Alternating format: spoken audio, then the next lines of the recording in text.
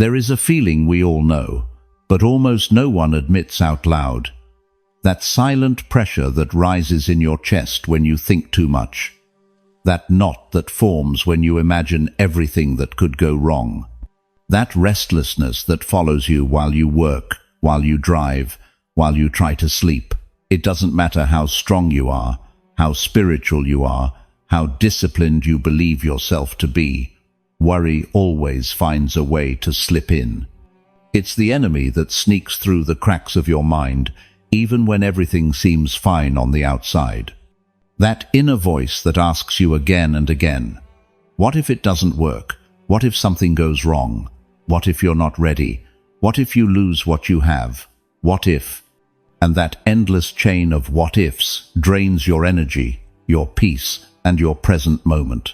Worry is a trap designed by your own mind. It convinces you that thinking more will give you control, when in reality it's stealing your life. Maybe you're listening to this today because you're tired. Tired of overthinking. Tired of not being able to rest, even when everything seems in order. Tired of anticipating catastrophes that never come. Tired of carrying responsibilities that aren't yours. Tired of believing that if you don't control everything, it will all fall apart. Maybe you've lived like this for years, with a tense body, a clenched jaw, and a mind stuck in alert mode, even when nothing is happening. And the most painful part is that, at some point, you started to believe that worrying is your way of loving, your way of protecting, your way of showing you care. But worry isn't love. It's fear disguised as responsibility.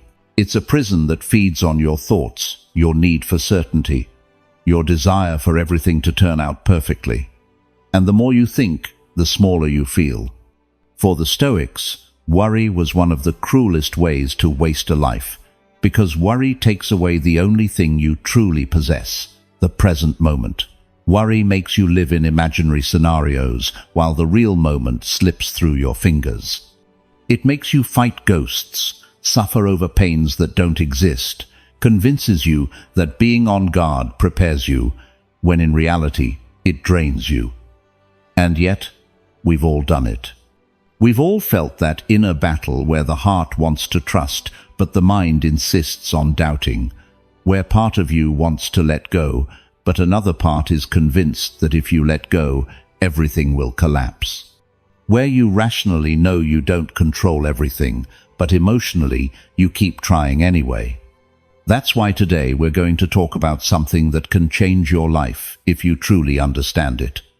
The power of worrying less, not avoiding problems, not ignoring responsibilities, not escaping reality, but dismantling the illusion that worry protects you. Because it doesn't. Worry doesn't prevent anything bad from happening, it just prevents you from enjoying what is happening now. Worry doesn't give you control. It only reminds you how afraid you are of losing it. Worry doesn't make you stronger.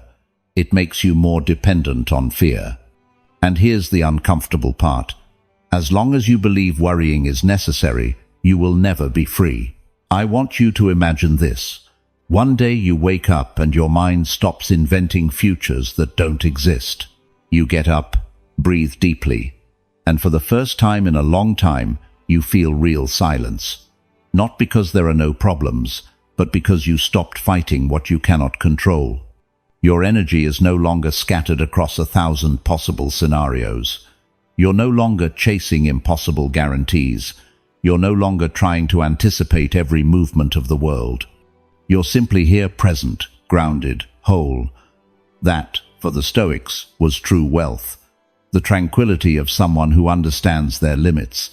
The peace of someone who doesn't fight the inevitable. The freedom of someone who decides to let go of what is not theirs to carry. But reaching that state doesn't happen by accident. It's trained, it's learned, it's practiced. And that's why this episode exists, to teach you, step by step, how to release the excessive worry that steals your life, clarity, and purpose. Not with empty phrases, not with naive optimism, not with theories that sound pretty but collapse the moment anxiety tightens your chest. Here, We're going to speak from a philosophy born in the middle of wars, losses, betrayals, and chaos. A philosophy that doesn't tell you everything will be fine, but instead, even if it isn't fine, you will be. A philosophy that doesn't promise certainty, but inner strength. A philosophy that gives you back your power. If you truly want to change your relationship with worry, you must do something simple yet profound. Accept that you do not control everything. Acceptance is not surrender. Acceptance is not giving up. Acceptance is not resignation. Acceptance is stopping the fight against reality so you can act clearly within it. Acceptance is an act of courage. Acceptance is an act of intelligence. Acceptance is an act of freedom. And that is the journey we'll take today, leaving behind the obsession with control to become the owners of our own calm. Get ready. What's coming is not gentle. It's a punch of clarity. A mirror showing you the root of your anxiety. And at the same time, it's a door opening into a life that is much lighter, calmer, and more conscious.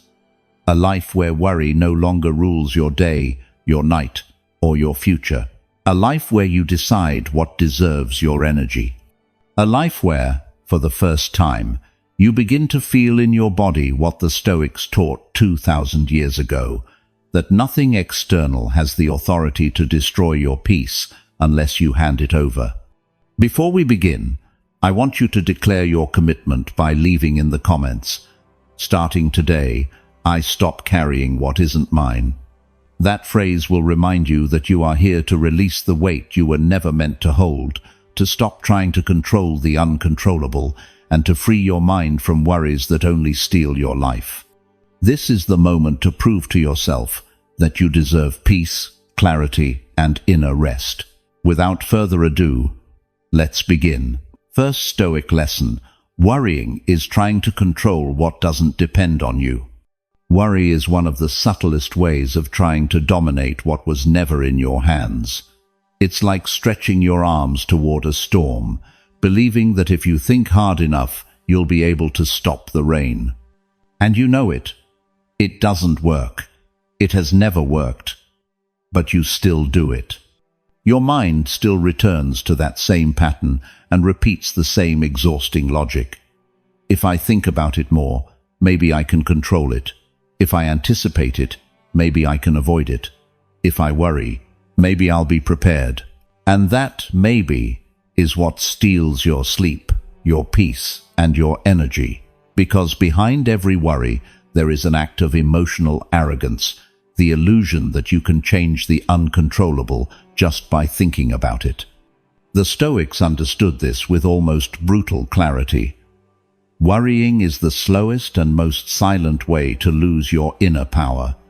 Because every time you worry about what doesn't depend on you, you're handing your strength over to the wind, surrendering your center, turning your stability into a puppet of circumstances you will never be able to govern. And the most tragic part is that you do it believing you're being responsible, believing you're taking care of things, believing that by predicting the future you'll become more capable.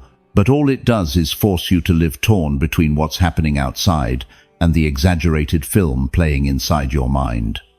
Worrying is not thinking, it's entangling yourself. It's not preparing, it's draining.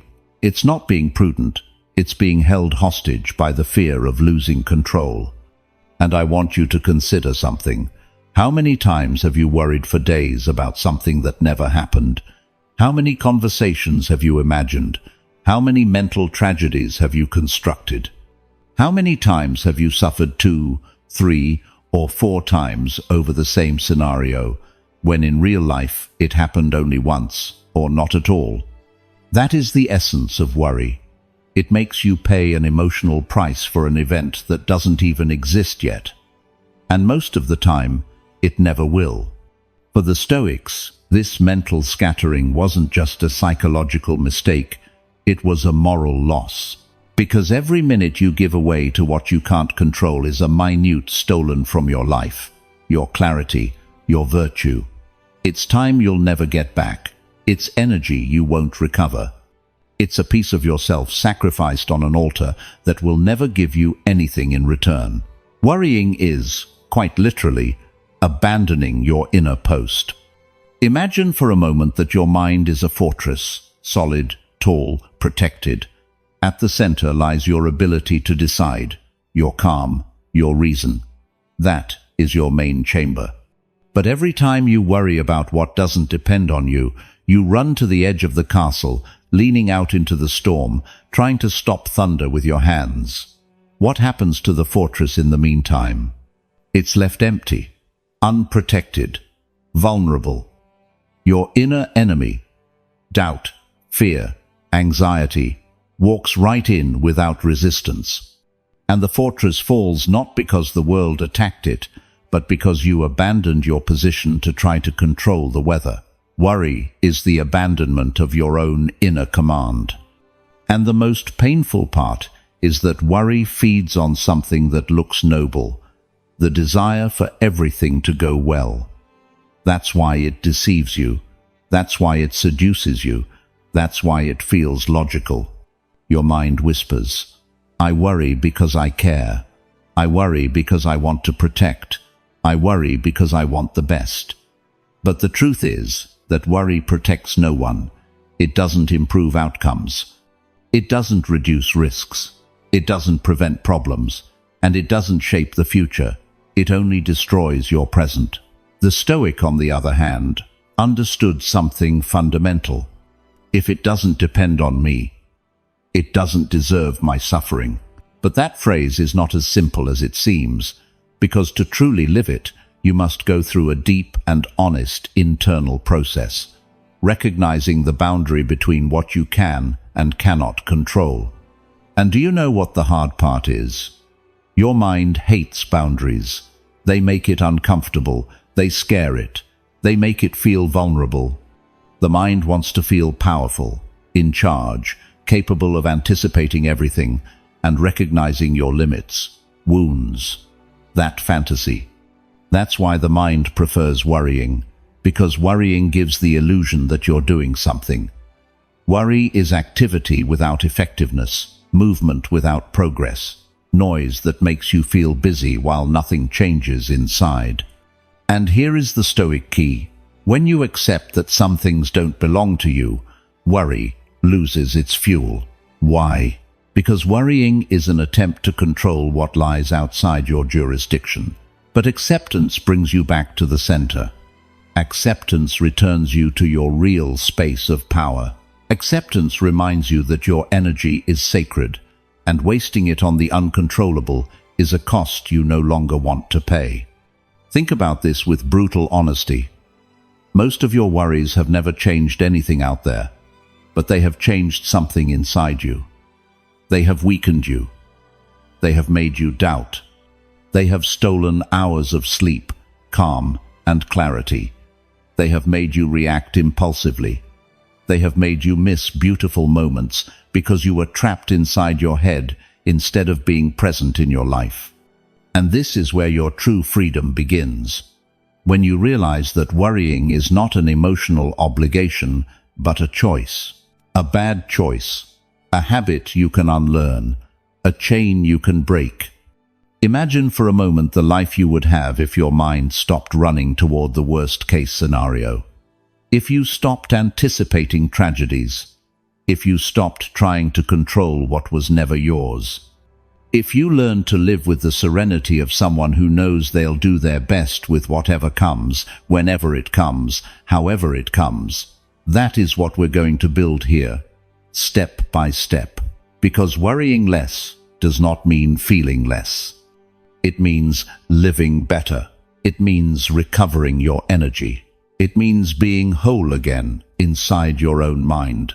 And it all begins here, recognizing that worrying is trying to control what never depended on you. When you accept that principle, you don't lose control. You regain your freedom. Second Stoic lesson. It's not the problem that shakes you, but your judgment of it.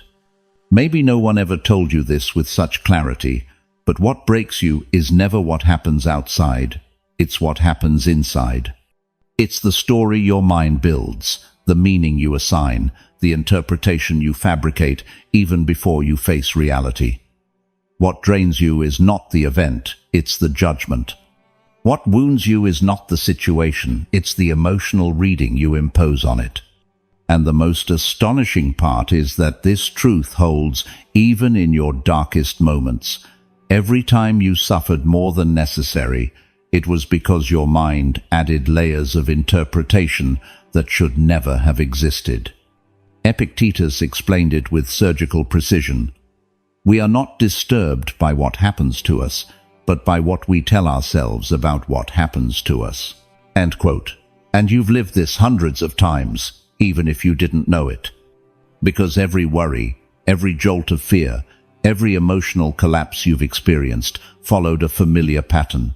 Something happened, and your mind interpreted that something in the worst way possible. It was that interpretation, not the event, that knocked you to the ground. Think for a moment about all the times someone said something ambiguous and you felt attacked.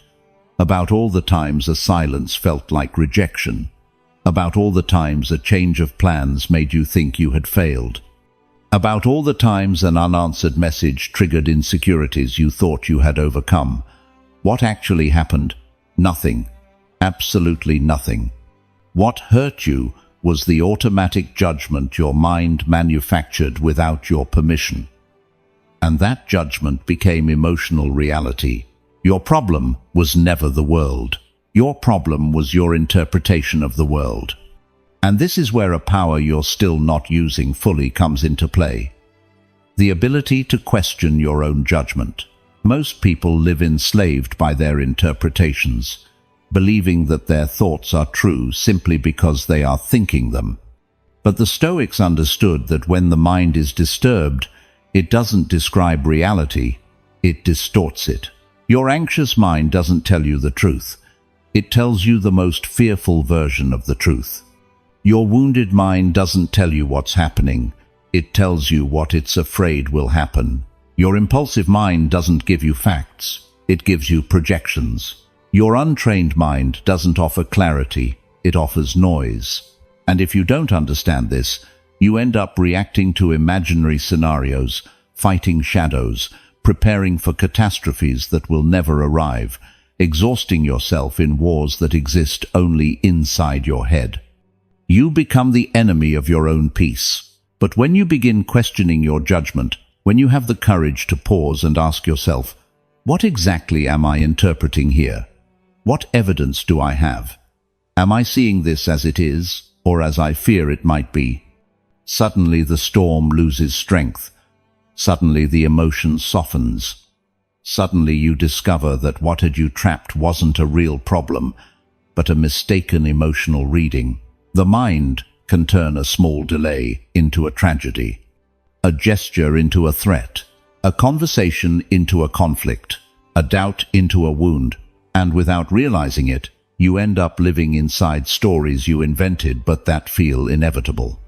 The Stoic knew that serenity is not achieved by controlling the world, but by controlling the internal narrative. Because narrative is the filter through which you see everything. If the filter is dirty, life will look dirty. If the filter is distorted, life will look chaotic. If the filter is full of fear, you'll see danger everywhere. But if you clean the filter, if you examine the judgment, if you give yourself space to question the first interpretation, something miraculous happens. Life stops feeling so heavy, not because what happens outside changed, but because what happens inside did. Think about the last time you were deeply upset, the last time you cried over something someone said, the last time your mind ran to a worst-case scenario. Ask yourself, with brutal honesty, how much of that pain was the real event, and how much was your interpretation of it? You'd be shocked to realize that almost always the ratio is 10% reality, 90% internal judgment. That 90% is what's stealing your life. When you understand this, you regain an immense power. the power to choose how you relate to what happens. Because you don't control the event, but you do control your reading of it. You don't control what someone said, but you control the meaning you assign to it. You don't control the circumstances, but you control the story you tell yourself to face them. This is the difference between living worried and living aware. Worry throws you into automatic judgment.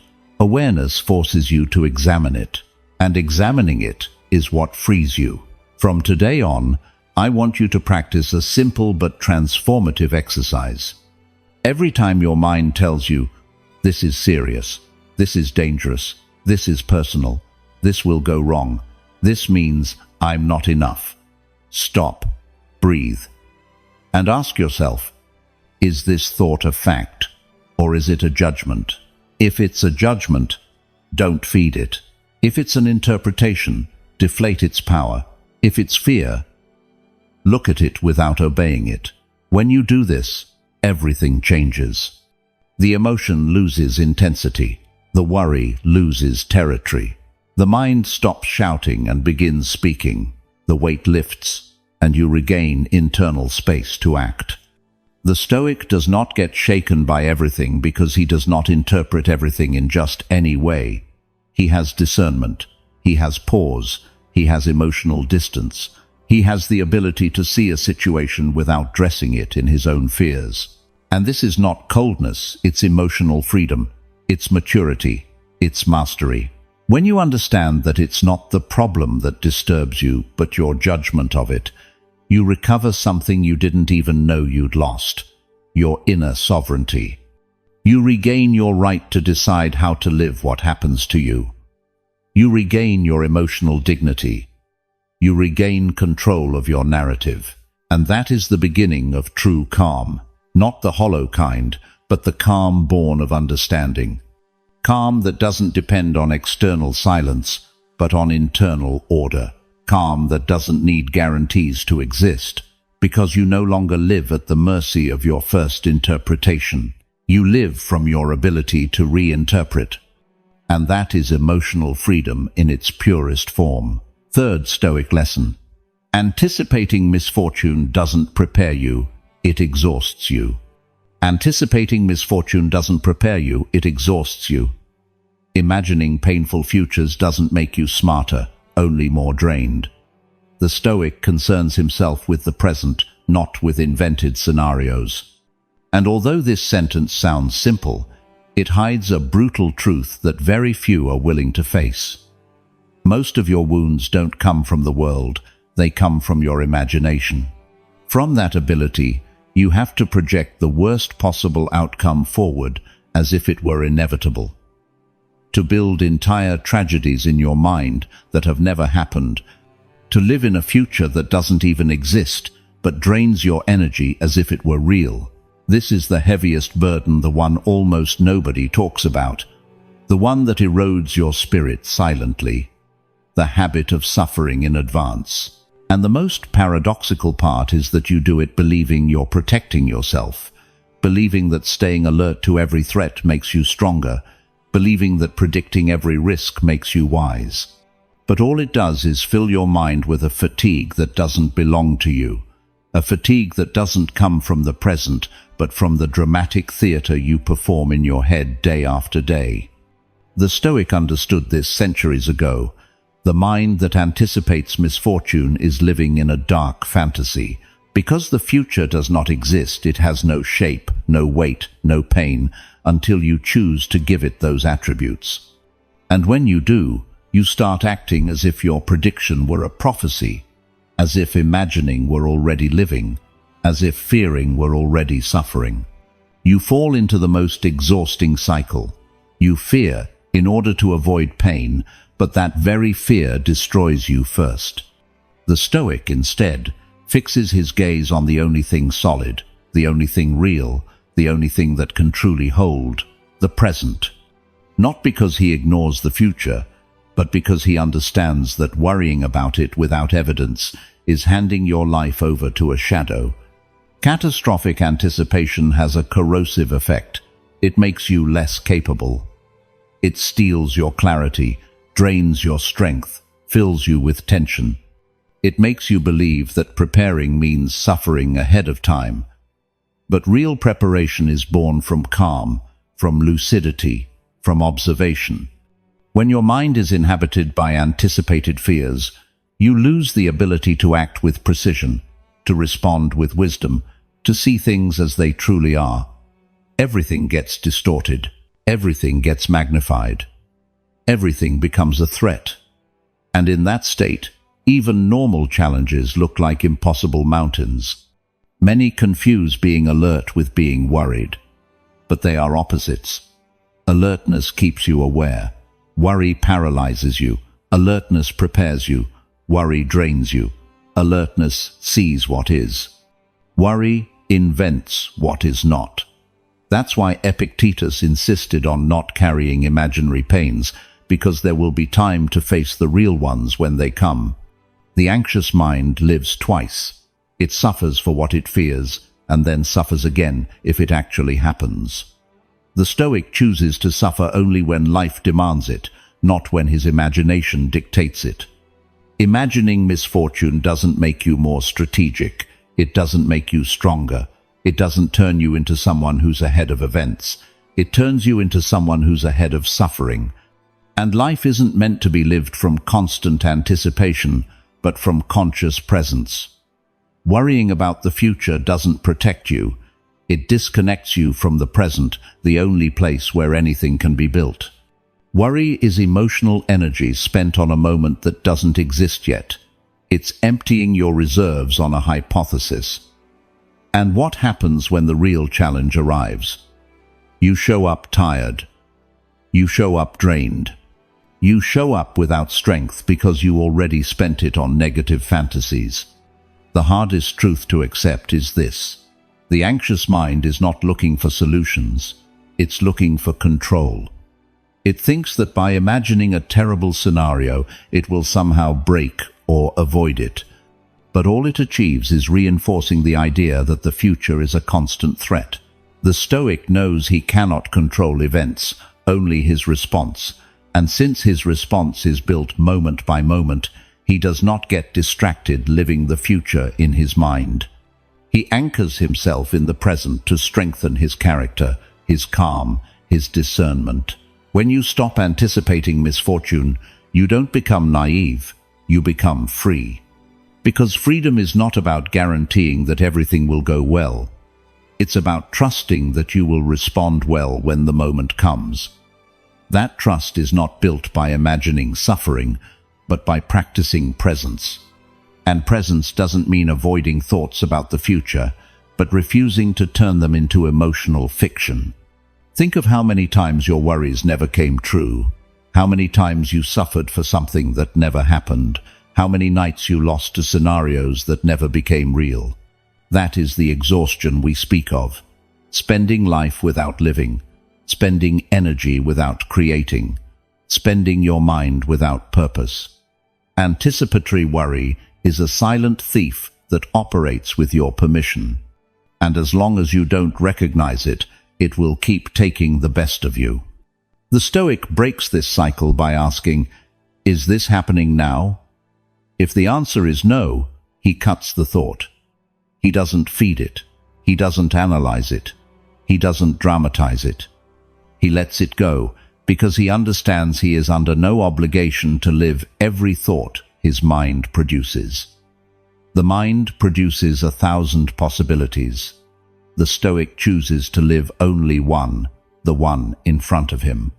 Anticipating misfortune is living under the tyranny of the hypothetical.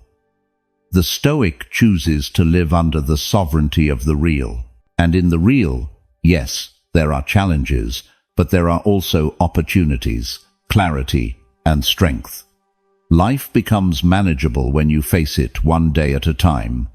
When you stop suffering ahead of time, suffering loses its power over you. And then you discover something that changes everything. The present is never as terrifying as the imagination paints it. Never. True preparation is not born from fearing the future, but from strengthening yourself today. It doesn't come from suffering early. but from knowing yourself better. It doesn't come from imagining tragedies, but from cultivating a stable mind. Worry about the future is a habit you can release. And when you release it, the weight drops, your breath returns. Calm appears. The inner enemy weakens. And the exhaustion you carried begins to evaporate. Because anticipating misfortune doesn't prepare you, it drains you. Take care of the present. It's the only thing that truly belongs to your hands. Fourth Stoic lesson: the need for control is fear in disguise. The need for control is fear in disguise. And although you may repeat it as a simple phrase, the truth behind it is much darker, deeper, and more revealing than you imagine. Because when you try to control everything, you're not showing strength, you're confessing fear. Fear of losing, fear of not being enough, fear that life won't unfold the way you expect, fear that others might hurt you, fear that the world is bigger than your capacity to hold it.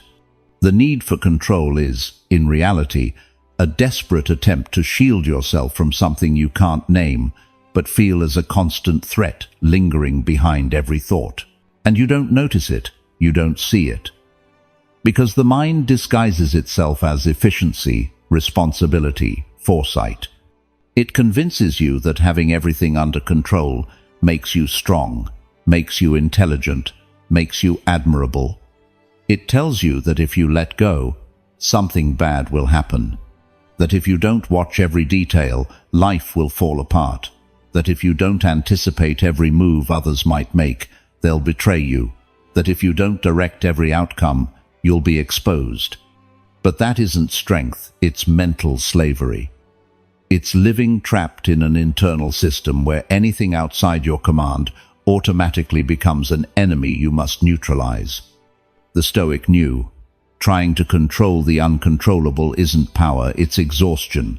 Because every area you try to dominate demands eternal vigilance, and what you watch eternally becomes your jailer. When you believe you must control everything, you live with a tense body, an alert mind, and a tired soul. You lose the present trying to manage 10 imaginary futures. You lose relationships trying to predict what others will feel. You lose peace trying to correct what already happened. You lose freedom trying to direct what was never in your hands. The most painful part is that the mind believes this effort is necessary. It believes that if it relaxes, something terrible will happen. That it must anticipate everything, monitor everything, hold everything together. That's why the need for control is so hard to see. It hides behind the illusion of safety. You don't seek control because you're strong. You seek it because you fear what might happen if you don't have it. And that's the core of fear. The belief that life without control would be unbearable. But life isn't a system you must control. It's a flow you must learn to navigate. Absolute control doesn't exist. Life does not belong to you. Results don't obey you. The behavior of others is not under your command. Time, change, uncertainty, none of these respond to your will. And yet you spend entire days believing that if you just push harder, anticipate more, tense yourself more, you'll avoid pain. But pain isn't avoided through control, it's faced through letting go. Marcus Aurelius said it plainly. What arrives, arrives at its proper time. He, an emperor, someone with real power over millions, understood that even in his position, control was an illusion. He could decide, yes, but never control the effects. He could act with virtue, but never guarantee the result. He could give orders, but never control how they were interpreted. He understood that the need for control is an enemy of the soul. And if an emperor didn't have absolute control, how could you? Fear disguised as control makes you believe you can manage thoughts, emotions, external situations. But real control is internal, not external. It isn't about commanding life, it's about commanding yourself. It isn't about imposing order outside, it's about cultivating order inside. the Stoic is free because he stops confusing force with control. He knows life is too big to be dominated, but never too big to be faced with calm. The need for control also destroys relationships. When you try to control what others feel, think, or decide, you're not loving, you're fearing. And fear turns every connection into tension. You want to make sure no one leaves you, betrays you, disappoints you. But in that attempt to control, you lose the only thing that makes a bond authentic: freedom, because love that is controlled is possession, not love. And the irony is this: the more you try to control someone, the more you push them away. People don't run from love, they run from control disguised as affection. The need for control affects your body as well. It tightens it, hardens it, drains it. A body that lives trying to control the future is a body that has forgotten how to rest. And when the body cannot rest, the mind becomes fragile. And when the mind is fragile, it demands even more control. Thus begins a vicious cycle where control doesn't protect you, it makes you sick. The Stoic breaks this cycle with a single question: does this depend on me? If the answer is no, let it go. Not as resignation, but as strategy. Not as defeat, but as wisdom. Because what doesn't depend on you cannot be stopped by your will, but you can always choose how to face it. And that choice, not external outcomes, is the true map of your freedom. When you understand that the need for control is fear in disguise, something softens inside you. You begin to question that inner voice that demands perfection, that orders you to watch every detail, that blames you for not predicting the impossible. You start to notice that your life wasn't upheld by your control. It was upheld despite it.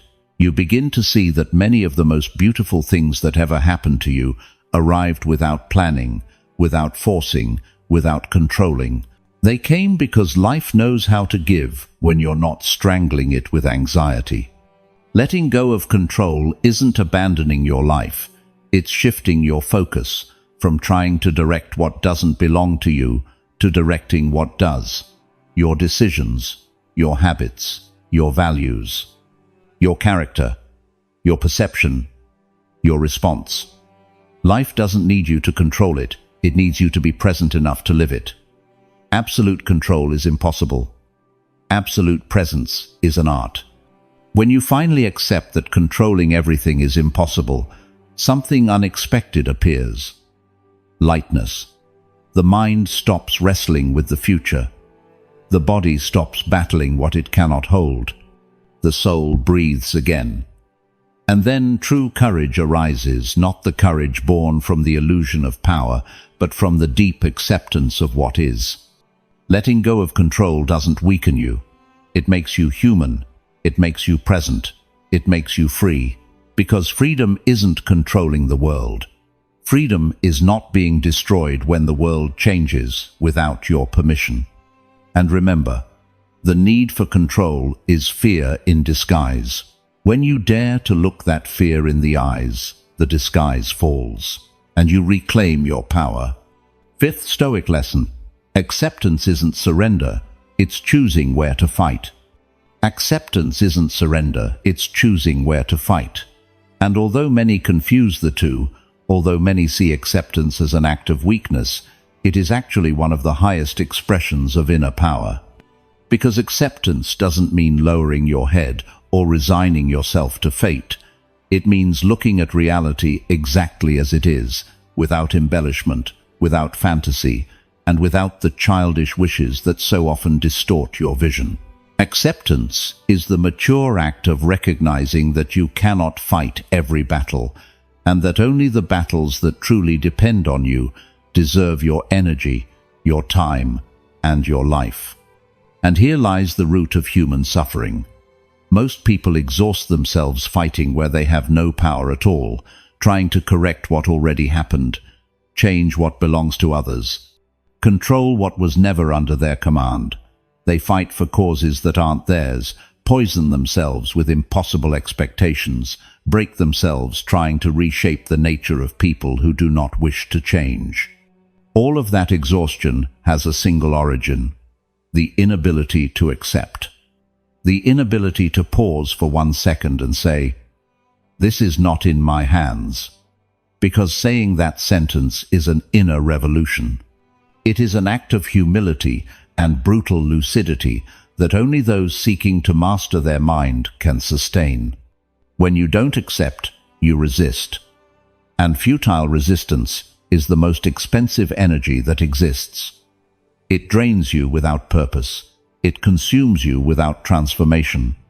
It traps you in a cycle where all you do is crash over and over against the inevitable. The Stoic understood this well. Resisting reality does nothing but multiply pain. What hurts, hurts, but your resistance makes it unbearable.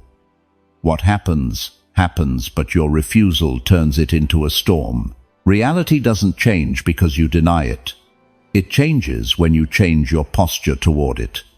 Acceptance, on the other hand, opens a space, an internal space where you can breathe, where you can think, where you can choose again with clarity. It is that moment when you stop fighting what should be and begin moving from what is. And from that place, your true capacity for action is born, because only when you accept the inevitable can you direct all your strength toward what truly lies in your hands: your conduct, your response, your character, your decisions. Marcus Aurelius wrote with surgical precision, "What stands in the way becomes the way, but it only becomes the way if you accept it first. If you don't accept it, it destroys you." The difference between both experiences is not in the obstacle, it is in your inner stance. The same event can be a mentor or an executioner. Acceptance determines which one it will be. Acceptance is not passive. Acceptance is profoundly active because it requires courage. Courage to let go of the illusion of control. Courage to look at the consequences of your actions without excuses. Courage to recognize that part of your life was built from fear, from fantasy, or from avoidance. Courage to release what has already completed its cycle, even if it hurts. Courage to move forward without guarantees. Courage to admit you don't have all the answers and still refuse to stop. Acceptance also requires wisdom, the wisdom to distinguish between what you can change and what you must let go of, between a battle that shapes you and a battle that destroys you, between persistence and attachment, between healing and control. Many people believe that continuing to fight is a sign of strength, but some fights only prolong suffering. Some battles are won the moment you choose not to fight them anymore. Some doors open only when you stop pushing. What few people understand is that acceptance frees energy, a lot of it. Energy that before was wasted in resistance, guilt, anxiety, worry, and impossible fantasies. Energy that can now be directed toward what truly matters: your present, your growth, your principles, your work, your destiny. Acceptance doesn't make you passive, it makes you efficient. It turns you into a strategic warrior who knows that strength doesn't lie in controlling every outcome, but in controlling the quality of your actions. Acceptance does not justify injustice. It does not tolerate what harms you. It does not permit abuse. It does not applaud what is wrong. It simply recognizes that some things happen with or without your approval. Acceptance gives you the clarity to decide whether you stay, leave, change, speak, or act. But from calm, not desperation. From lucidity, not fantasy. From strategy, not chaos. When you don't accept, you lose perspective. You believe everything depends on you. You believe you can solve everything with more effort, more control, more insistence, more vigilance. That excess responsibility crushes you. It makes you believe you are the cause of everything that goes wrong and the savior of everything that could go right. That burden destroys you because it is inhuman. And the Stoic knew. No one is meant to carry the entire universe on their shoulders. Acceptance is returning each burden to its rightful owner. What is yours, you take. What is not yours, you release. That simple division changes your entire life. Acceptance also breaks worry. Worry arises because you try to control the future, but when you accept that the future does not belong to you, worry loses strength. The mind organizes itself. The heart settles, and then you can become present. And when you are present, you act better, feel better, decide better. Acceptance, ultimately, gives you back your dignity. Because there is no act more dignified than looking at life with honesty and saying, "Here I am. This is what there is. And with this, I will work." Not from complaint, not from resistance, not from fantasy, but from responsibility and realism. That is the attitude of the wise. That is the posture of the Stoic. That is the way of life of those who choose inner freedom over the illusion of control. Acceptance is not surrender. Surrender is stopping action. Acceptance is beginning to act from a wiser place. Acceptance is not losing strength. It is redirecting strength where it truly transforms. Acceptance is not abandoning life. It is entering it with your eyes open. Acceptance is not giving up on the future. It is stopping yourself from ruining it by clinging to a past that no longer exists. Acceptance is not losing. It is gaining clarity. Acceptance is not falling. It is finally standing on solid ground. Acceptance is not refusing to fight. It is finally choosing the battles that are meant for you, not the ones that are destroying you. And when you understand this, when you integrate it, when you practice it, you understand why this lesson lies at the heart of Stoicism. Acceptance is the first step toward freedom. Sixth Stoic lesson. The present is enough when you stop demanding guarantees. The present is enough when you stop demanding guarantees. That is the silent command of Stoicism, a truth almost no one wants to hear because it destroys, at the root, anxiety, worry, and the obsession with controlling uncertainty. We live as if the present were obligated to give us signs, assurances, promises carved in stone. We want guarantees that what we're doing will work out, that what we love won't be lost, that what we fear won't happen. And it is precisely that demand that steals our peace. It's not the present that overwhelms you, it's what you demand from it. The anxious mind insists on safety. It wants to know whether things will be worth it, whether it will be protected, whether everything will unfold according to plan. But the universe has never worked that way. Life has never offered guarantees in advance. Nature does not operate on clauses of reassurance. And yet, we continue asking the impossible. Certainty in a world defined by change, impermanence, and mystery. That contradiction exhausts you because it demands an order that simply does not exist. The Stoic understands this, accepts this, and in accepting it, finds rest. When you demand guarantees, you are living from fear. You aren't acting, you're reacting. You aren't moving forward, you're calculating. You aren't trusting, you're monitoring. You become an obsessive guardian of a future that does not yet exist, believing that constant worry will function as some sort of insurance against pain. But all it does is rob you of the only life you're actually living. The more you demand guarantees, the less present you are. The more present you are, the fewer guarantees you need. The Stoics knew that anxiety does not come from the future, it comes from imagination. You don't suffer over what will happen, you suffer over what you imagine could happen. You construct scenarios that exist only in your mind, you feed them, you replay them, you rehearse them, you suffer them, and none of them are real. That emotional exhaustion is the price you pay for craving guarantees. And life will never give them to you. but it does give you something far more powerful: the ability to respond to the moment in front of you. That is the heart of this sixth lesson. Calm arrives when you trust your ability to act more than your need to anticipate. When you understand this, something within you loosens, because you no longer need to know what will happen in order to feel at peace. It becomes enough to know who you will be when it happens.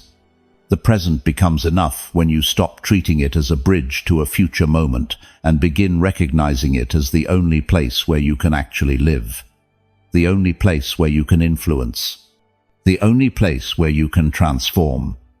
The future does not belong to you, but the present does.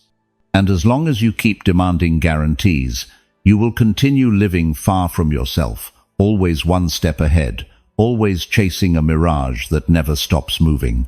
The anxious mind wants certainty because it doubts its ability to withstand what it fears. But the truth is that you have already withstood so much: breakups, losses, failures, mistakes, uncertainties, things you once thought impossible to survive. And yet, here you are. The proof that you can face whatever comes is not found in your thoughts about the future, it's found in your history. The fact that you are alive is evidence of your resilience. Anxiety erases that memory. Acceptance restores it. When you stop demanding guarantees, you reclaim freedom. Freedom to act without obsessing over the result. Freedom to move forward without paralyzing yourself. Freedom to feel without fearing emotion. Freedom to build without needing to control every variable. That freedom arises when you release the expectation that life must reassure you before you take a step. Life doesn't reassure you before. It reassures you while you move. Marcus Aurelius understood this deeply. He lived under the burden of the world's greatest empire: constant uncertainty, betrayal, wars, plagues, impossible pressures. And still, he wrote with nearly inhuman serenity, "Trust the power you have right now." He didn't say, "Trust the future." He didn't say, "Trust what might happen." He said, "Now, this moment, this breath," because that is where your power lives, and the only place where it can be exercised. When you demand guarantees, you lose the power of the present. You fragment yourself. One part of you is here. Another part is in an imagined future. Another is replaying past fears. Anxiety is the scattering of the mind. Calm is the gathering, returning to yourself, returning to your center, returning to this moment with full acceptance, not to surrender, but to respond with clarity. Accepting that the present is enough doesn't mean settling. It means stopping the habit of asking life for a signed contract before taking a step. It means trusting your ability to adapt, resolve, endure, move forward, and rebuild. It means recognizing that you are stronger than your fears have ever allowed you to believe, and that no matter what happens, you will face it when it comes, not before. There is immense freedom in releasing the obsession with guaranteeing everything. You stop watching life as if it were an enemy and begin observing it as a teacher. You stop interpreting every silence as a threat and start seeing it as a space. You stop fighting the unknown and begin walking with it. The unknown ceases to paralyze you because you no longer seek to dominate it. You seek to navigate it with steadiness. That is the essence of self-control. Directing your energy toward what exists, not toward what you imagine, acting from the present, not from future fears, responding to what is real, not to emotional phantoms. And when you do this, life doesn't become easier, you become steadier, not because the world changed, but because you stop demanding the world to stop moving. Accepting that there will be no guarantees doesn't make you weak, it makes you unshakable. Because when you no longer need certainty, nothing can manipulate you. Nothing can paralyze you. Nothing can steal your peace without your consent. Life moves, and you move with it. Uncertainty remains, but it is no longer an enemy. It becomes a companion, a training ground, a guide. The present is enough when you inhabit it fully, when you don't compare it to an idealized future or reject it for not giving you what you want. The present is enough when you respect it, when you choose it, when you listen to it, when you accept it without demanding explanations. And when that happens, something profound shifts within you. Worry stops being a habit, and serenity becomes your new way of being in the world. Seventh Stoic lesson. Whoever lives worried lives the same pain twice. Whoever lives worried lives the same pain twice. There is no phrase that better describes the invisible trap most people fall into without ever realizing it. They suffer in advance, and then they suffer again when things finally happen, if they happen at all. Life is already demanding enough without duplicating the weight. But the mind, when untrained, becomes a machine of torment that projects misfortune ahead of time, amplifies threats, and repeats imaginary scenes with such powerful realism that it ends up draining your body, your energy, and your spirit. The Stoics understood this human error with surgical precision. Worry is an act of excessive imagination, not true preparation. Anticipated fear does not protect you. It never has. It only forces you to live in a constant state of tension, watching for dangers that don't exist, reacting emotionally to things that haven't happened, exhausting your inner reserves on scenarios you may never see in real life. It's as if you created a war in your head and then carried the wounds of a battle that never took place. No one can live in peace like that. No one can build, love, create, or move forward when their mind is permanently trapped between what if it happens and the imaginary tragedy it replays over and over. The Stoics knew that anticipatory suffering is one of the most destructive vices of the human mind. It steals your present moment, dries up your ability to enjoy life, strains your relationships, and turns you into a prisoner of thoughts that have no solid foundation. Marcus Aurelius expressed it perfectly. Today I escaped anxiety. Or no, I discarded it, because it was within me. Anxiety does not come from the world. It comes from the judgment you make about it. And when you judge everything as a potential threat, you begin to relive every blow twice, even if the real blow never comes. Reflect on your life for a moment. Remember the countless times you feared something that never happened. The nights you spent worrying about an outcome, a conversation, a loss, a rejection, a betrayal, only to later discover that reality was nothing like what you imagined. Recall the times when your anxiety acted as a false prophet, predicting disasters that never arrived, making you feel emotions with no basis, paralyzing decisions you could have handled calmly. That emotional wear did not prepare you, it weakened you. Anticipatory worry has another hidden cost. It deteriorates your ability to respond when things actually happen. When you've spent all your energy imagining the crisis, then when the crisis finally comes, if it comes, you're already exhausted, drained, emotionally overwhelmed. Excessive anticipation leaves the mind with no strength for real action. That is why the Stoic chooses not to live each pain twice, because real pain, when it arrives, is already hard enough. It does not need to be amplified by an imaginary version beforehand. The mind that worries believes it is being responsible, getting ready, evaluating possibilities. But it is doing none of that. Worry is not preparation. Preparation is action. Preparation is clarity. Preparation is planning from a place of calm, not panic. Worry, on the other hand, is mental repetition with no purpose, noise, exaggeration, an attempt to feel control over something you cannot control. It is the illusion that if you think enough about what you fear, life will guarantee that it won't happen. But the universe does not work like that. Fear does not buy safety. Worry does not offer protection. Epictetus taught that the key is distinguishing between what depends on you and what does not.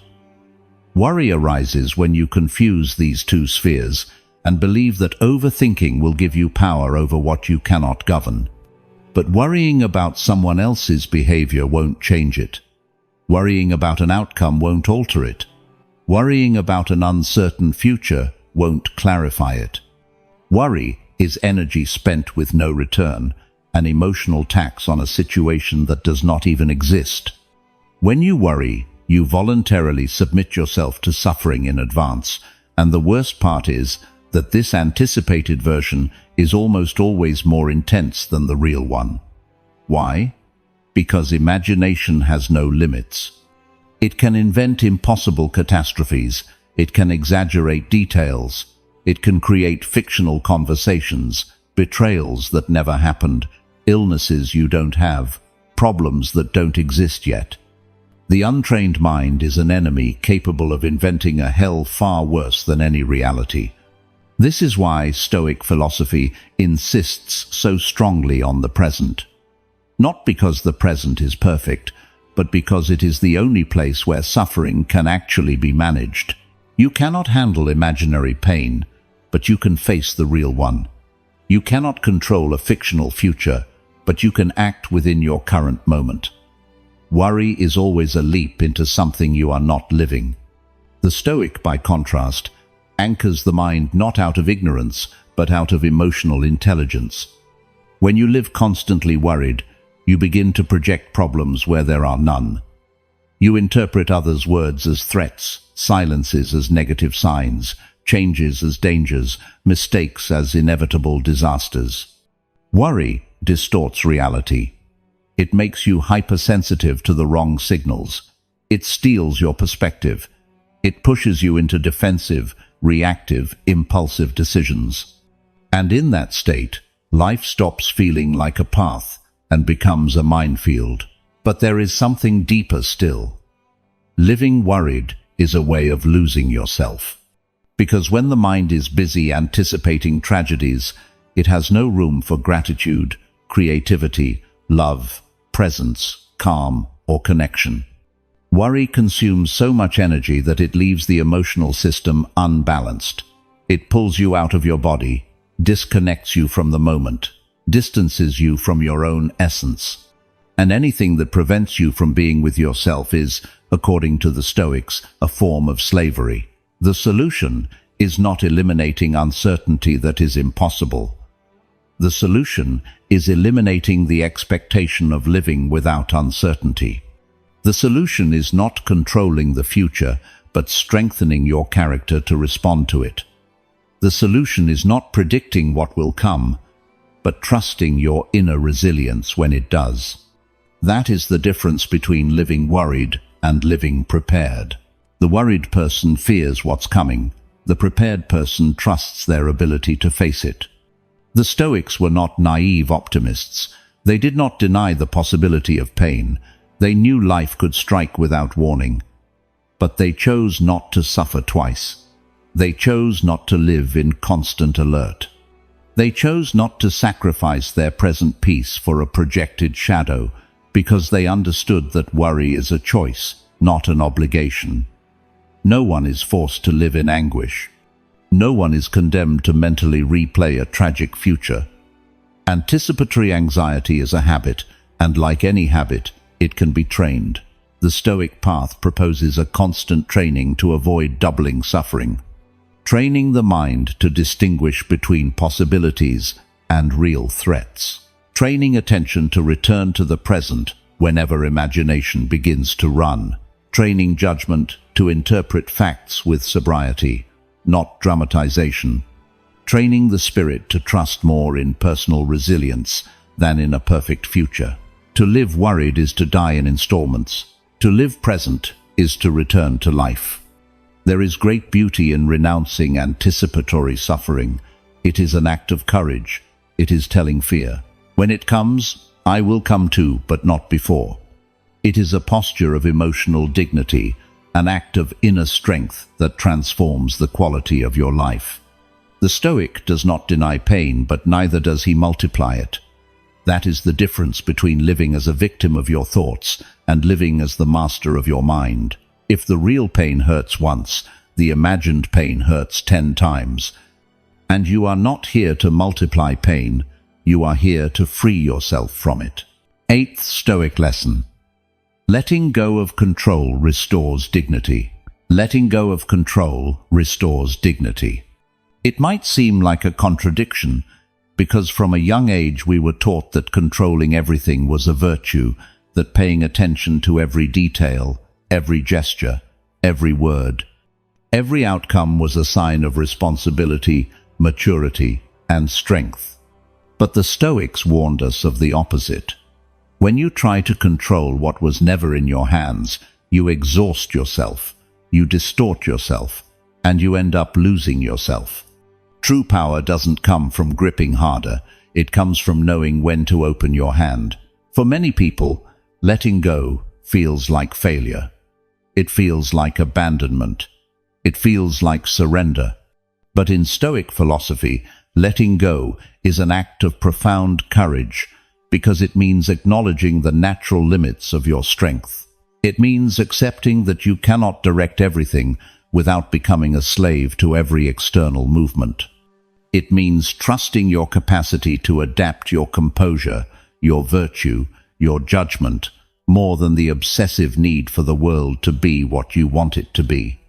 And that is the greatest expression of dignity. Not needing to manipulate reality to feel valuable or safe. The need for control is born from fear. Fear of losing, fear of making mistakes, fear of being hurt, fear of not being enough, fear of life taking an unexpected turn. When you have not yet built a solid inner foundation, you try to control everything around you to compensate for the insecurity you carry inside. You make decisions from rigidity, cling to people, force situations, anticipate problems, replay conversations, overanalyze details, impose expectations, monitor behaviors. You think you are protecting your world, but in truth, you're revealing how dependent you are on external variables to feel at peace.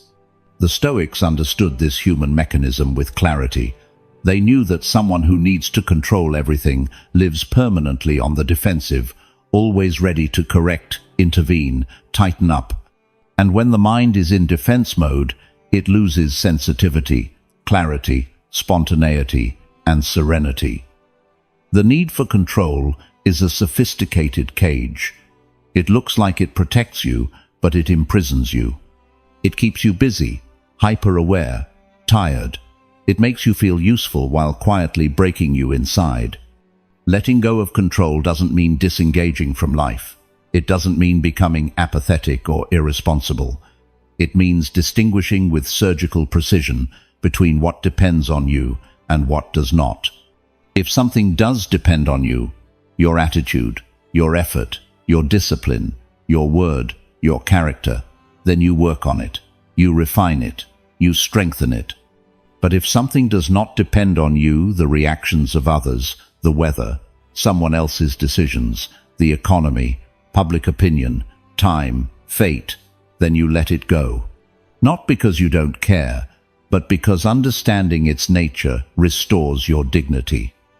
Trying to control it would be useless and worse, harmful. Marcus Aurelius repeated often in his meditations, "Nature loves to hide what it controls under what it does not control." A poetic way of reminding us that life often allows us to act only on part of a process, and the rest must be handed over to something bigger than ourselves, the flow of existence. Sometimes you do what is yours to do, and still things don't turn out the way you hoped. That is not a personal failure. It is not punishment. It is simply the natural dance between action and consequence, cause and effect. Trying to dominate every step of that dance is an act of emotional arrogance that leads only to suffering. When you let go of control, something profound happens inside you. You return to your center. You realize you don't need to be the force holding the world together. You realize you cannot direct the wind, but you can adjust your sail. You realize that what belongs to you, your decisions, your integrity, your composure, is still entirely in your hands. You realize that things don't need to go exactly your way for you to be at peace, and in that moment you regain your dignity, because you are no longer acting from fear, but from clarity. But letting go isn't easy. Letting go means accepting uncertainty, accepting that you cannot guarantee outcomes, accepting that you cannot force someone to stay, act, understand you, or treat you the way you believe you deserve. Accepting that your best efforts won't always be reciprocated. Accepting that life follows an order that doesn't always match your desires. Accepting that you have no control over the duration of what you love. And that acceptance hurts not because it is wrong, but because it strips you bare. It removes the mask of, "I can handle everything," and forces you to meet yourself without illusions. Yet that is precisely where the kind of strength the Stoics admired begins. The ability to look life in the eyes without demanding guarantees. The ability to participate in it without demanding certainties. The ability to love without obsession. The ability to act without control. The ability to move forward without knowing what tomorrow brings. That is the essence of inner freedom. The obsession with control also harms relationships. When you try to control what others do, feel, or think, you lose your dignity and theirs. You become dependent on an external response to feel stable. And that never ends well. No one can behave exactly as you need for your internal balance to remain intact. Demanding it not only hurts them, it hurts you. It turns you into someone who watches more than they love, demands more than they understand, pressures more than they respect. Letting go also means releasing the need to control how others perceive you. You cannot control what people say, think, imagine, or interpret about you. And when you try to, you lose your voice and adopt theirs. You become someone who lives to adjust their behavior to external perception. That is undignified. That is self-betrayal. Dignity returns when you do the right thing, even knowing others may misunderstand, criticize, or minimize it. For the Stoics, dignity is the natural outcome of acting according to your values rather than your fears. When you let go of control, what you're really saying is, "I trust my ability to respond to whatever happens." You don't need to dominate every detail to feel secure. Your security comes from your character, and when your character is firm, uncertainty loses its power. Letting go frees an enormous amount of energy. Constant worry, hypervigilance, obsessive analysis, anticipatory fear, all of that consumes mental resources you could use for creativity, presence, peace, connection, purpose. When you let go, the mind exhales, the body relaxes, the spirit opens. Your inner world becomes clearer. Letting go does not make you weaker. It makes you less tense, less rigid, less controlling, and therefore wiser, more human, more strategic. The Stoics understood something essential. Life is not designed to be controlled, it is designed to be lived. When you control too much, you don't live. When you let go, you begin to experience life with more softness, openness, and depth. And the dignity that emerges from that is immense. It is the dignity of someone who no longer begs for guarantees, someone who no longer bows before fear, someone who trusts their own composure more than their plans. Letting go of control does not weaken you, it aligns you, it centers you, it cleanses you, it reveals you. And when you regain your inner dignity, life begins to fall into place, not because you control it, but because you are no longer tangled in what was never yours to hold. And that clarity, that lightness, that peace is what you were always seeking, even without knowing it. 9th Stoic lesson. Calm is a decision, not an emotion. Calm is a decision, not an emotion. And while this idea sounds simple, it is one of the hardest to embody, because your entire life you were taught that calm depends on things going well, on people acting the way you expect, on the world staying orderly, on nothing surprising you, on no one contradicting you, on every plan unfolding exactly as designed. You were told that calm arrives when life aligns, when problems resolve, when threats disappear. But for the Stoics, that isn't calm, that is emotional dependence. True calm doesn't arrive after chaos, it is chosen in the middle of it. Here is the truth few admit. Most people are not seeking calm, they are seeking control. They want life to stay still, people to stay predictable, circumstances to never confront the parts of themselves they haven't healed. They confuse tranquility with comfort. But calm that depends on everything being under control is fragile, childish calm, a calm that shatters at the slightest movement. The Stoics understood this. If you need the world to match your expectations in order to breathe, you don't have peace, you have pauses. True calm is an internal decision, a conscious affirmation. I will not hand my mind over to what does not depend on me. That is the essence of Stoicism. Because when you choose calm, what you are actually choosing is not to react from your wounds, not to anticipate from fear, not to respond with impulsiveness. You choose to own your inner space, even when the outer world is far from perfect. And that ability to choose how you think, even when you cannot choose what happens, is what separates those who suffer unnecessarily from those who live with inner dignity. Worry, anxiety, catastrophic anticipation, the need to control, constant complaining. All of this happens before anything real has occurred. They are projections, interpretations, fears disguised as logic.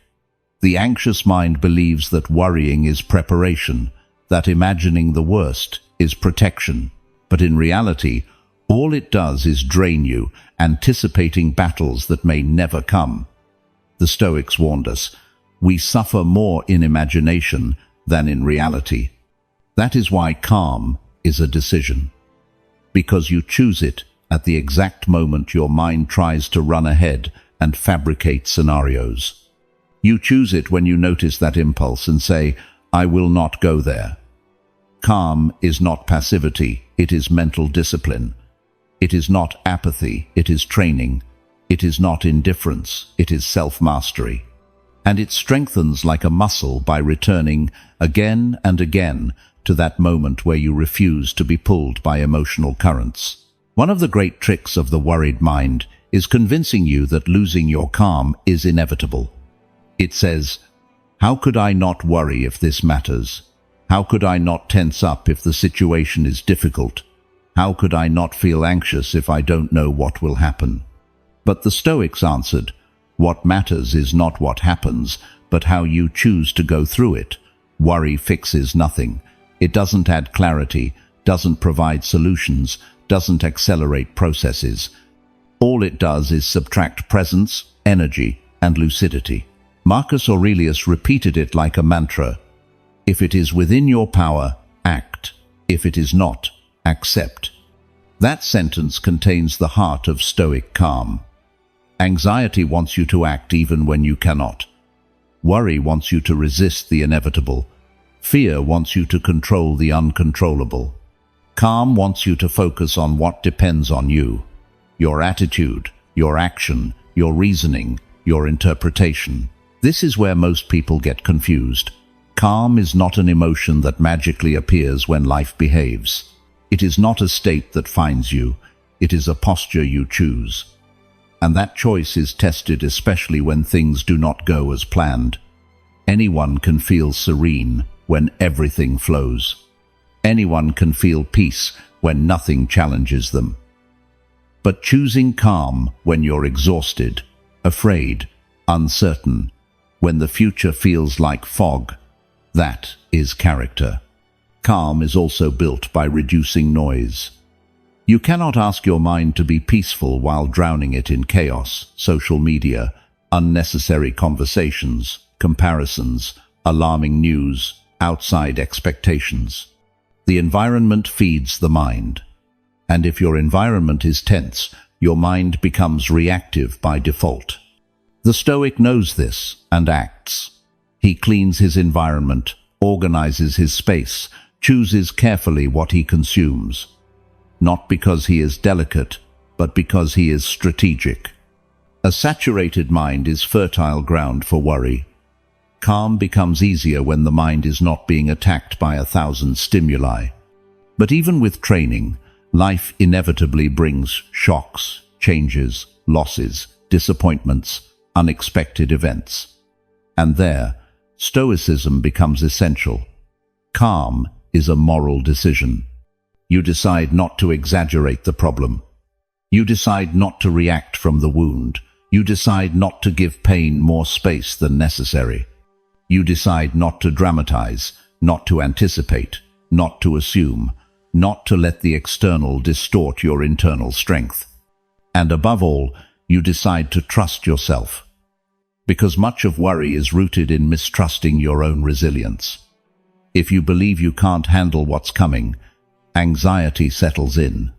But if you trust your capacity to adapt, uncertainty stops being a threat and becomes a manageable challenge. The Stoics did not pursue certainty, they pursued character, not guarantees virtue. Here is something crucial. Calm is not the absence of emotion. You can feel fear, uncertainty, frustration, fatigue. You are not a robot. Calm doesn't erase emotions, it contains them.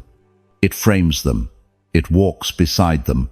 It allows you to feel without letting the feeling take the wheel. Worry overwhelms, calm guides. Emotional self-control is not about eliminating emotions, but about carrying them without collapsing. About staying present even when it hurts. It is also important to understand that worry gives a false sense of importance. It makes you feel like you're doing something, when in reality you're simply draining yourself. Calm seems simple, but it is the only thing that allows clear thinking. Worry clouds, calm illuminates. Worry acts from fear, calm acts from proportion. Worry dominates you, calm returns you to yourself. But to reach that conscious calm, you must break a deep habit, the habit of reacting automatically. Most worries are not decisions, they are reflexes. You see something you can't control, and your mind jumps into defense mode. You've been doing that for years, maybe decades. Repetition after repetition, drama after drama. This is why calm seems impossible, not because you are incapable, but because you haven't trained it.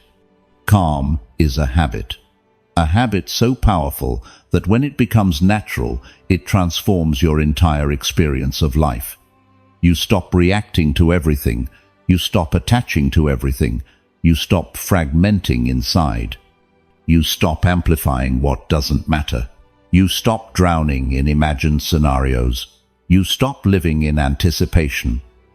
You begin to live in presence, contemplation, internal order, and above all, in freedom. Because worry is a form of slavery, it ties you to what you cannot control, to the future, to others' opinions, to uncertain results, to fear. Calm cuts those chains. It restores sovereignty. It reminds you that your worth doesn't shrink when something goes wrong, that your peace doesn't depend on someone else's behavior, that your dignity doesn't fluctuate with external chaos. Calm is a decision. And every time you choose it, you become a little more your own master. 10th Stoic lesson: nature does not worry, it simply acts. Nature does not worry, it simply acts. And if you listen to this phrase carefully, you'll notice something unusual. It doesn't create anxiety, resistance, or doubt. It creates silence. It awakens an immediate inner recognition. Because deep down you already know, nature does not anticipate disasters, It does not dramatize. It does not invent threats. It does not obsess over what will happen. Nature does what it has to do, at the exact moment it must do it. And that is perhaps the most profound lesson a human being can borrow from the world around them. The entire universe moves without needing to worry. Worry is a human invention. When Marcus Aurelius observed the movement of the planets, the seasons, the cycles, he saw an order that did not depend on emotional tension. The sun does not wonder whether it will be able to rise tomorrow. Rivers do not feel anguish about the distance they still must travel. Trees do not tremble in advance because a winter will be harsh. Nature acts with a serenity that does not come from the absence of difficulties, but from the absolute acceptance that every process has its rhythm, every stage its challenge, and every transformation its cost. But we human beings have drifted away from that ancestral wisdom. Instead of acting, we worry. Instead of moving, we freeze. Instead of flowing, we tense up. Instead of trusting, we try to control. And the most dramatic part is that when we try to control the uncontrollable, we not only suffer, we also lose the ability to respond intelligently when the moment to act finally arrives. Worry does not prepare you. It exhausts you. It does not anticipate in a useful way. It invents threats. It does not strengthen you. It drains you before the battle even begins. And yet we continue to believe that worrying is a sign of responsibility. We have normalized the idea that someone who does not worry, doesn't care, isn't paying attention, isn't prudent. But to the Stoics, this is a cultural illusion. Worrying is reacting from fear, not from virtue. True responsibility is not thinking through every possible scenario. It is acting correctly when those scenarios arise. Worry is noise. Action is clarity. Nature is the living proof of this principle. Everything in it follows its course without mental storms. Clouds move, animals migrate, seeds germinate, tides shift. Each element acts in the only moment that truly exists, now. Nature does not emotionally leap into the future, because doing so would have no real effect on its processes. Why do you give your energy to futures that will likely never unfold? Why do you destroy yourself internally with scenarios that exist only in your mind? The answer is simple and painful, because you believe that worrying protects you. But nature proves the opposite. The oak tree does not grow stronger by imagining storms. It grows stronger by facing them. The river does not speed up imagining obstacles. It overcomes them when they appear. The mountain does not crack from fear of the wind. It withstands it when it comes. The only reason humans worry constantly is because they forget they possess the same elemental strength as everything else that lives. We are part of nature, yet we live as if we were fragile exceptions. For the Stoics, imitating nature was a profound philosophical act. Marcus Aurelius said, "Observe how nature acts and do the same." What does that mean? It means that even if you are afraid, you act. Even without certainty, you move forward. Even without controlling the outcome, you take care of the part that depends on you. It means not staying trapped inside your head while life is happening outside. Worry imprisons, action liberates. But to reach that serene action, you must face an uncomfortable truth.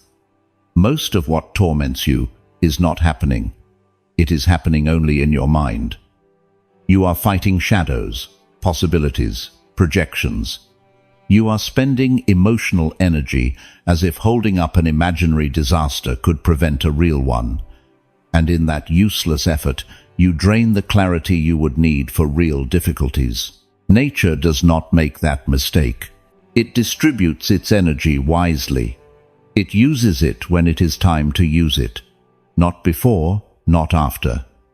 And that is why it does not worry, because worry is waste. Life itself shows you this principle every day. but you are so trapped in your thoughts that you do not hear it. How many times have you worried about something that never happened? How many nights have you lost imagining a future that never materialized? How many times have you suffered more from imagination than from reality? If you lived like nature, you would understand that the present is the only place where your actions have power. The past no longer exists. The future has not yet arrived. Worry tries to reclaim power from the wrong time. That is why it hurts. Because you're trying to exert control in a territory where you have no authority. Worry is, essentially, an act of arrogance. You believe that by thinking more, you will avoid suffering, but all you achieve is multiplying it. Nature does not seek guarantees. It knows that life is change, fluctuation, movement. Cycles follow one another effortlessly. Night accepts day, winter accepts summer, calm accepts the storm. You, on the other hand, resist every transition. You panic at what you cannot stop. You fight the inevitable. And that resistance is the root of unnecessary suffering. The Stoics taught that serenity is born when you accept the structure of the world as it is, not as you need it to be.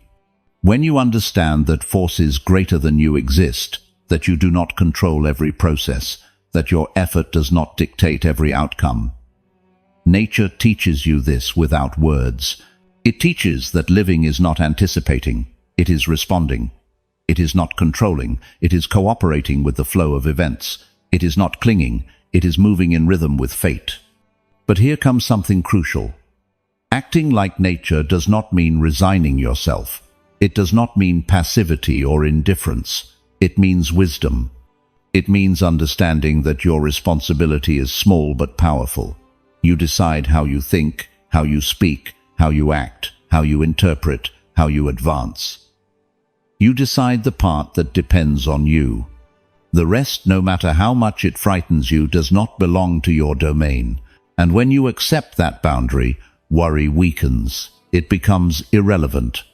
Because you begin to see the world as nature sees it, as a dynamic landscape in which each moment contains exactly what you need to face now, no more, no less. Nature does not break under the unexpected.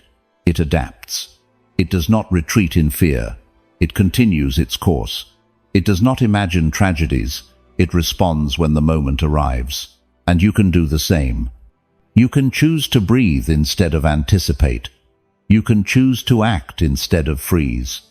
You can choose to trust your own resilience instead of fearing the unknown. You can choose to release what you do not control and focus on what you do. Here lies the essential conclusion of this lesson. Worrying changes nothing. Acting changes everything. Accepting the uncontrollable gives you lightness. And a light mind lives better, loves better, thinks better, decides better. Nature has already shown you how to live. Now it is your turn to imitate it. 11th Stoic lesson. Preparing is wise. Obsessing is useless. Preparing is wise. Obsessing is useless.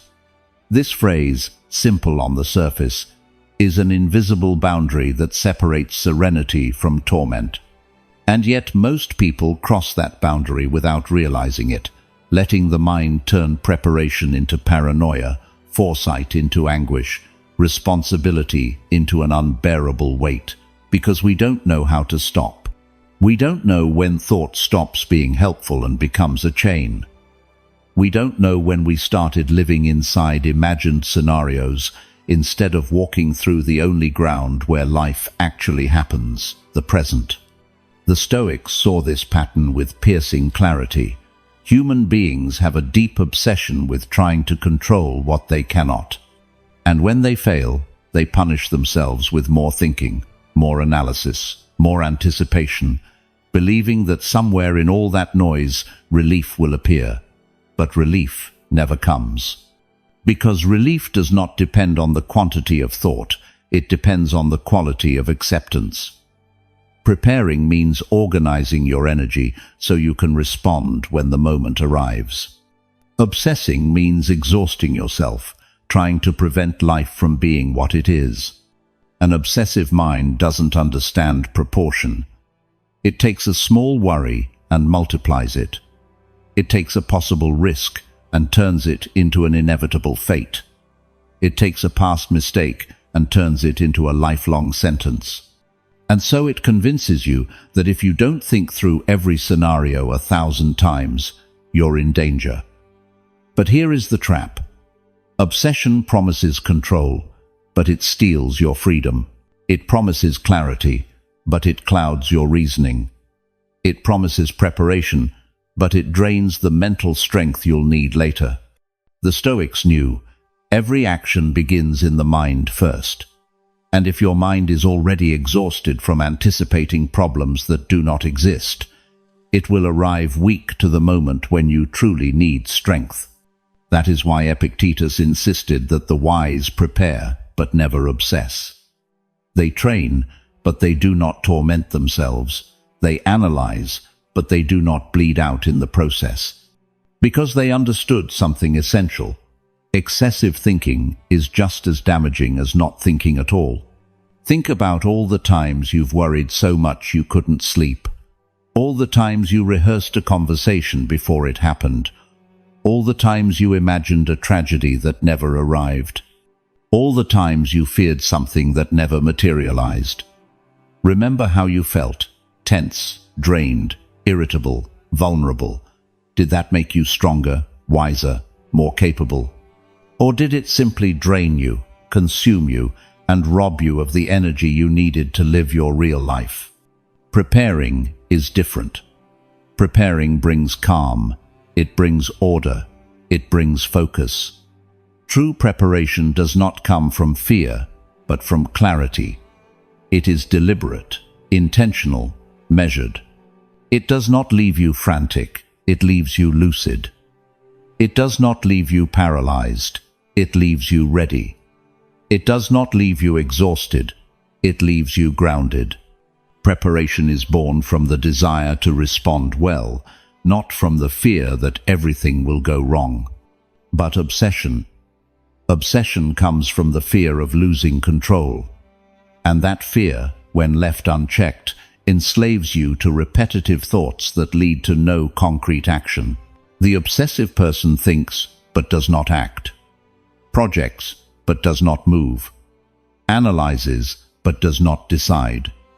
And although from the outside it may look like prudence, inside it is an endless storm. The Stoics repeated, "Do what depends on you. Let go of what doesn't." That sentence contains the entire difference between preparing and obsessing.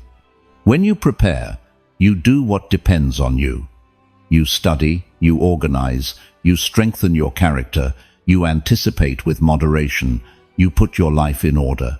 When you obsess, you try to control what does not depend on you. Other people's reactions, the climate of the future, the exact outcome of your decisions, the opinions of others, the variables you will never be able to govern. Obsession is arrogant. Preparation is humble.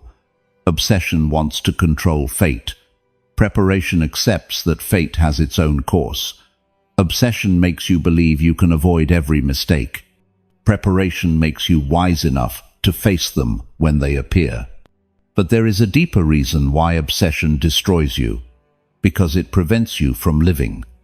When you're trapped in imagined scenarios, you cannot enjoy the present moment. You cannot feel gratitude. You cannot connect with real life. Your mind is so busy examining possible futures that it leaves no space to experience the only time that actually exists, now. And that lack of presence is the root of much human suffering. Imagine what would happen if nature behaved the way you do when you obsess. Imagine a river thinking about every branch it might encounter before flowing. Imagine a tree fearing every future storm before growing. Imagine the sun hesitating to rise because there might be clouds. It's absurd. Nature acts. Nature trusts its processes. Nature does not stop out of fear of what might happen. Nature does not fall into the trap of obsession, and you don't need to fall into it either.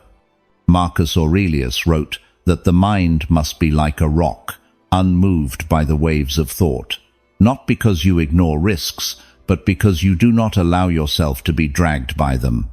A firm rock observes, but does not sink. It accepts that the tide comes in, but does not break. It understands that every wave will pass. Your mind must be like that, attentive, but not at war with itself. And here comes a truth that is harsh but liberating. Obsession is not self-love. It is fear. Fear of failing, of losing, of not being enough, of suffering. Fear disguised as responsibility. Fear disguised as foresight. But fear all the same. And as long as you live from fear, you will live worried. As long as you believe that thinking more will save you, you will stay trapped. Preparation, on the other hand, is an act of self-love, because it comes from understanding that although you cannot control everything, you can control how you show up for the important moments of your life. Preparing is educating your mind. Obsessing is punishing it. Preparing is building. Obsessing is slowly destroying yourself. Preparing lifts you. Obsessing chains you. And if you want to take this Stoic lesson seriously, start by noticing where you're obsessing today. Is it with a future conversation, something that might go wrong, a mistake you don't want to repeat, a decision for which you still lack information, a result that doesn't depend solely on you? Ask yourself, is what I'm doing preparation or obsession? The answer will show you where you're losing your peace. Once you identify it, practice this. Do what depends on you. Only that. Nothing more. If there is something you can do today that brings clarity, do it. If there is nothing you can do right now, let it go. Not mentally, truly. Allow yourself to rest. Allow yourself to live. Allow yourself to trust that you will know how to respond when the real situation arrives. Because, believe it or not, you have more strength than your obsession allows you to see. For the Stoics, emotional freedom begins when you understand that the only valid preparation is the one that leaves you in peace. If it leaves you exhausted, tense, anxious, that is not preparation. It is obsession. And your mind deserves better than that useless deterioration. It deserves direction. It deserves order. It deserves rest. It deserves wisdom. When you learn to distinguish between these two paths, something remarkable happens. You become more effective, more clear, more stable. You do more and ruminate less. You fall less into fantasy and more into real action. You move calmly where before you froze. You release earlier what you should never have carried, because when you stop obsessing, you recover energy. And with energy, life changes. Decisions become simpler, problems become smaller, and you reclaim your inner strength. Preparing strengthens you, obsessing breaks you. The difference between the two defines the quality of your life.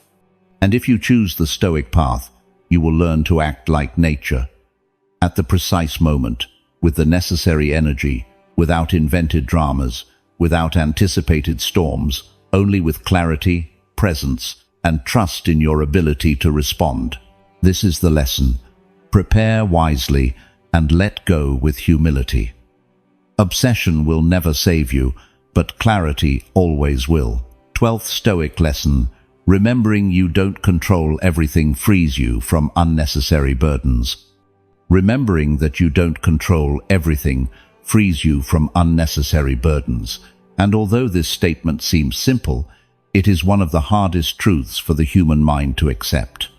We spend our lives carrying battles that aren't ours to fight, trying to fix what we didn't cause, anticipating what hasn't happened, watching over what was never in our hands. And every time we try to manipulate the course of existence, we break ourselves a little more. because there is a silent tension that forms when you live, believing everything depends on you. A tension that exhausts you, traps you, withers you. A tension that, if you don't understand it, turns into chronic worry, constant anxiety, and endless guilt. For the Stoics, this lesson was more than philosophy. It was emotional survival. They observed how the mind deteriorates when it clings to the impossible, how it harms itself when it tries to control the uncontrollable, how it collapses when it demands certainty from a world that has never promised to give it.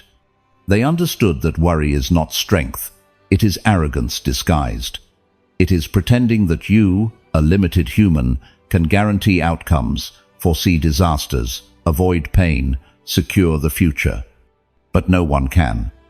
And the moment you accept that, something inside you loosens, releases, breathes. Inner freedom begins exactly there, in no longer carrying what isn't yours. Because when you continue living under the illusion that you can control everything, the mind never rests. It is always on watch, always anticipating, always scanning for risk, always projecting threats. It lives like a soldier in a battlefield that exists only in its head. And the trap is perfect. The more you watch, the more danger you imagine. The more danger you imagine, the more you watch. It is a loop with no exit. Exhaustion without end. The Stoic breaks that loop with a single idea. This does not depend on me. And in that sentence, he finds his freedom. But don't confuse acceptance with passivity. This isn't about giving up, abandoning responsibility, or letting life pass by without your participation. On the contrary, accepting what you do not control allows you to focus more powerfully on what does depend on you. It allows you to act with precision, choose with calm, respond with clarity, because you're no longer wasting energy on what cannot be changed. Acceptance does not weaken you, it focuses you. It doesn't reduce your power, it organizes it. Think about the number of worries you carried this year. How many were truly under your control? How many resolved themselves without your intervention? How many never happened? How many existed only in your mind? And most importantly, how much energy did you waste fighting scenarios that never came to pass? That energy, if directed toward what you could influence, would have transformed your life. Here is the essential point. Worry is wasted time. Action without direction. A fight without an enemy. And life slips away in these internal wars that lead nowhere. This is why the Stoics trained themselves to distinguish between what depends on them and what doesn't. This distinction was their most powerful weapon, their compass in chaos, their anchor in turbulent days. Because when you fail to make that distinction, the whole world becomes a burden. Everything weighs on you. Everything affects you. Everything threatens you. Every opinion crushes you. Every past mistake haunts you. Every future possibility unsettles you.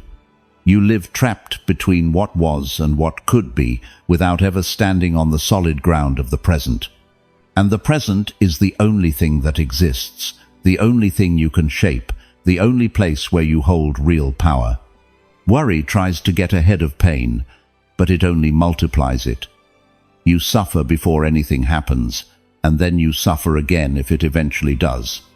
Or worse, you suffer for things that never occur. The price you pay for worrying is always greater than the benefit. It is an emotional investment that always yields loss. The Stoics understood this well. That's why they taught that worry is a lack of faith in your own resilience. Because if you trusted your ability to face the future, you wouldn't need to anticipate it 1,000 times. If you trusted your strength, you wouldn't need to imagine every disaster. Worry appears when you don't trust yourself, when you don't trust your mind, when you don't trust your inner steadiness. And so you try to control the external world because the internal one feels weak. But here comes the paradox. Every time you accept that you cannot control everything, your inner world becomes stronger, because you stop fighting life and start fighting the only battle you can truly win, the battle within yourself. When you no longer waste energy resisting what is inevitable, you regain power to act where it matters. Acceptance is an act of courage, not resignation. It takes courage to say, I cannot control this, but I can control how I respond. I cannot change this outcome, but I can change my attitude. I cannot guarantee this future, but I can strengthen myself for it. I cannot stop this loss, but I can decide what meaning it will have for me. That is Stoic power. That is the power of worrying less. Imagine for a moment what your life would be like if you let go of just 80% of the worries that follow you each day. How your breathing would change, how your body would relax, how your mind would settle, how your face would soften. Constant worry drains your vitality. Acceptance restores it. Worry ages you. Acceptance renews you. Worry scatters your energy. Acceptance concentrates it. And the most surprising part, when you release obsessive control, you begin to see clearly what you can change. Because worry doesn't just exhaust you, it blinds you. It makes everything look like a problem. It prevents you from distinguishing what is essential from what is irrelevant. You act from reactivity, not from wisdom. Acceptance, on the other hand, makes you precise, intelligent, selective. You know where to apply your strength and where to withdraw it. You know when to speak and when to stay silent, when to persist and when to let go, when to advance and when to wait. And that ability, which almost seems supernatural, only appears when you stop trying to control what was never yours to control. That's why this 12th lesson isn't a conclusion. It's a doorway. A doorway into a lighter life, a clearer life, a calmer life. A life where you no longer carry what isn't yours. A life where serenity comes not from controlling more, but from demanding less. From no longer fighting the current, but learning to navigate it. Remember, no one has total control. Not the wisest, not the strongest, not the richest, not the most prepared. Life will always be uncertain, unpredictable, changing. But that is not a threat. It is an invitation to trust, to flow, to allow reality to unfold as you grow into someone capable of meeting it with dignity. That is what worrying less is about. Not ignoring life, but no longer fighting its nature. Not closing your eyes to the future, but opening them to the present. Not abandoning responsibility, but abandoning obsession. This is the Stoic truth that frees you. You cannot control everything, and you don't need to in order to be at peace. There comes a moment, there always does, when you realize that life isn't asking you to control everything. It's asking you to control yourself. And when that truth finally settles in your mind, something changes in an irreversible way. You stop running after what is uncontrollable and begin walking inward toward the only territory where your influence truly matters. Because worrying less is not an act of abandonment, it is an act of spiritual maturity. It is looking at everything that hurts you, scares you, or threatens you, and recognizing that while you cannot determine it, you can face it with dignity. Worry always wants to convince you of the opposite. It tells you that if you don't analyze every possibility, foresee every disaster, examine every detail, something terrible will happen. But today you discovered the lie. Worry doesn't prepare you, it drains you. It doesn't strengthen you, it weakens you. It doesn't protect you, it traps you. The Stoic understands. Life does not demand control, it demands presence. It does not demand certainty, it demands character. And the more you try to dominate the flow of events, the farther you drift from the only power that is truly yours, your response. Worry lives in the future. Serenity lives in the present. And returning to the present is an art learned only by those who dare to let go. Perhaps today, as you listen to this lesson, you realize that much of your exhaustion didn't come from what happened, but from what you imagined might happen. From the stories your mind created, the scenarios that never unfolded, the threats that existed only in the shadows of your thoughts. And in that realization there is a quiet rebirth. If the weight was created in your mind can also release it. If the burden was born in you, it can also be extinguished in you. Life doesn't become peaceful when you finally control everything. It becomes peaceful when you stop fighting what was never yours to control. When you make peace with uncertainty, when you breathe in the middle of chaos, when you choose serenity over vigilance, when you allow yourself to rest without waiting for the world to become perfect. And if there is one thing you should carry from this session, it is this. Your strength is not measured by how much you control, but by how much peace you maintain when you control nothing. That is real power. That is real freedom.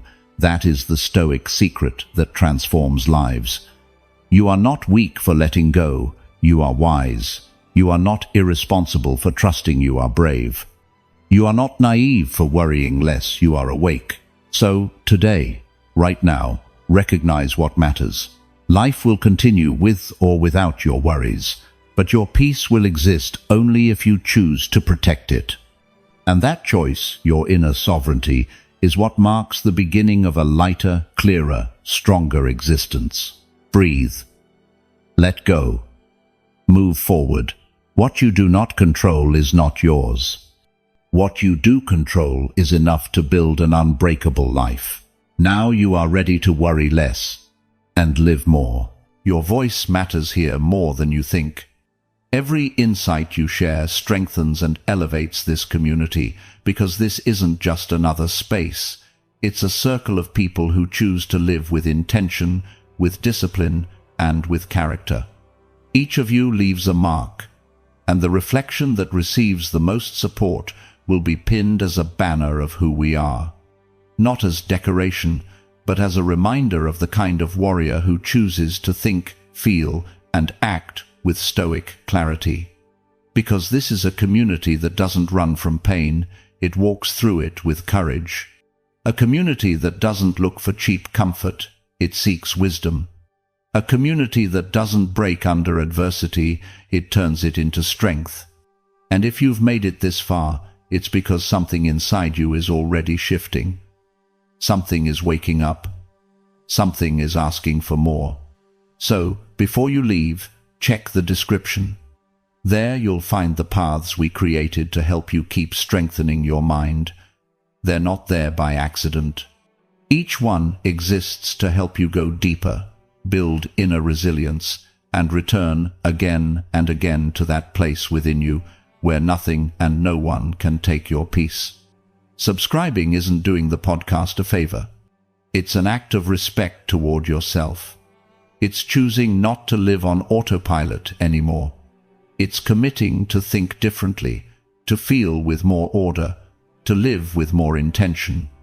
Because every Monday, Wednesday, and Friday, we publish reflections designed to stay with you when life gets heavy, when your mind gets loud, when you need a reminder of who you are.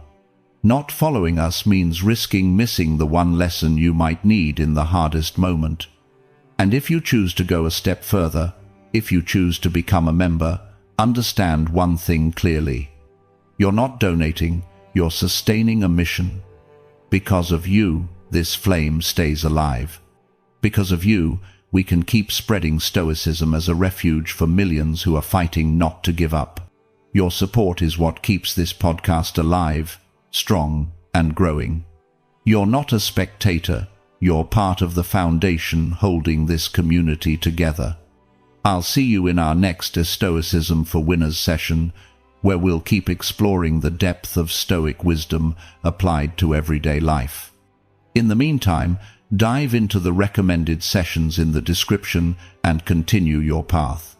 And until we cross paths again, don't forget this. You are the master of your perception, the guardian of your peace, and the warrior of your own battle. That is the legacy of Stoicism. That is the art of becoming invincible.